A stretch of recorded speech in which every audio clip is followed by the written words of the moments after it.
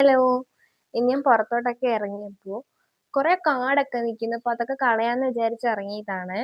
അങ്ങനെ ഇറങ്ങിയപ്പോഴാണ് ഒരു ചെടി എന്റെ കണ്ണിൽ പെട്ടത്. അതിനെ പറ്റിയിട്ട് എനിക്ക് നേരത്തെ ഒന്നും അറിയത്തില്ലായിരുന്നു.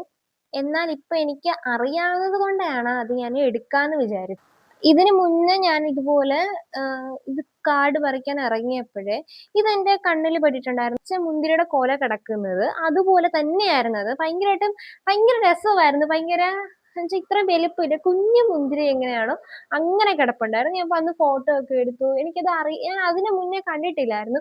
അതുകൊണ്ട് എനിക്ക് ഇഷ്ടപ്പെട്ടു. അപ്പൊ ഞാൻ കുറെ ഫോട്ടോ ഒക്കെ എടുത്തു. എന്തുവാന്നൊക്കെ പോയി ചോദിച്ചു. അപ്പൊ എനിക്ക് അന്ന് ഇതിനെ പറ്റിയിട്ട് എന്തുവാണെന്നോ എങ്ങനെയാണെന്നോ ഒന്നും അറിയത്തില്ലായിരുന്നേ. പക്ഷേല് ഇത് കുറച്ച് നാള് മുന്നെയാണ് ഇതെന്താ സംഭവം, ഇതിന്റെ ഗുണം എന്താണ് എന്നൊക്കെ ഞാന് അറിഞ്ഞത്. അതുകൊണ്ട് ഞാൻ അവിടുന്ന് കുറച്ച് ഇലയും കൂടെ പറിച്ചിട്ടാണ് ഇങ്ങോട്ട് പോകുന്നത്. പാടത്താളിന്നാണ്. ഈ പാടത്താളിന്ന് പറയുന്നത് കേൾക്കുമ്പോൾ തന്നെ അറിയാം നമുക്കത്. തക്കാളി അരച്ച് തലയിൽ തേക്കാൻ വേണ്ടിയിട്ട് നല്ലതാണ്. നമ്മുടെ മുടിക്ക് മുടി വളരാനും മുടിയുടെ ആ റൂട്ടിന്റെ സ്ട്രെങ്ത് കൂടാനും താരൻ മാറാനും തലയ്ക്ക് നല്ല തണുപ്പും ഉന്മേഷവും അതുപോലെ ഉറക്കം വരാനൊക്കെ വേണ്ടിയിട്ട് ഇത് തലയിൽ താളിയായിട്ട് തേക്കുന്നത് വളരെ നല്ലതാണ്. ഇതിനെ വെൽവെറ്റ് ലീഫ് എന്നും അറിയപ്പെടുന്നതാണ്. ഇത് ആയുർവേദത്തിൽ ഏറെ പ്രാധാന്യമുള്ള ഒരു ചെടിയാണ്. മുടിയുടെ ആരോഗ്യത്തിന് വളരെ നല്ലതാണിത്. ഞാൻ ഇച്ചിരി വെള്ളം എടുത്തിട്ട് അതിൽ നല്ലപോലെ ഈ ഇല ഞെവിടി നീരെടുക്കുകയാണ് ചെയ്തത്. നമുക്ക് മിക്സിയിലിട്ട് നമ്മള് അടിച്ചെടുത്താൽ നല്ലതാണ്. അങ്ങനെയും ചെയ്യാം.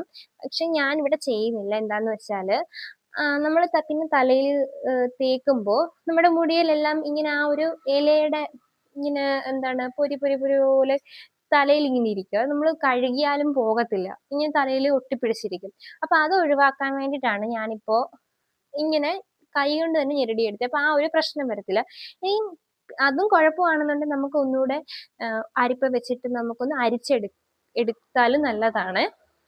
അത് മാത്രമല്ല കേട്ടോ, ഒരുപാട് ഗുണങ്ങളുണ്ട്. പ്രത്യേകിച്ച് പെൺകുട്ടികൾക്ക് അതുപോലെ പല രോഗങ്ങൾക്കും പൈൽസ്, മൂത്രക്കല്ല്, കിഡ്നി സംബന്ധമായിട്ടുള്ള അസുഖങ്ങള് അതിനൊക്കെ ഇത് വളരെ നല്ലതാണെന്നാണ് പറയുന്നത്.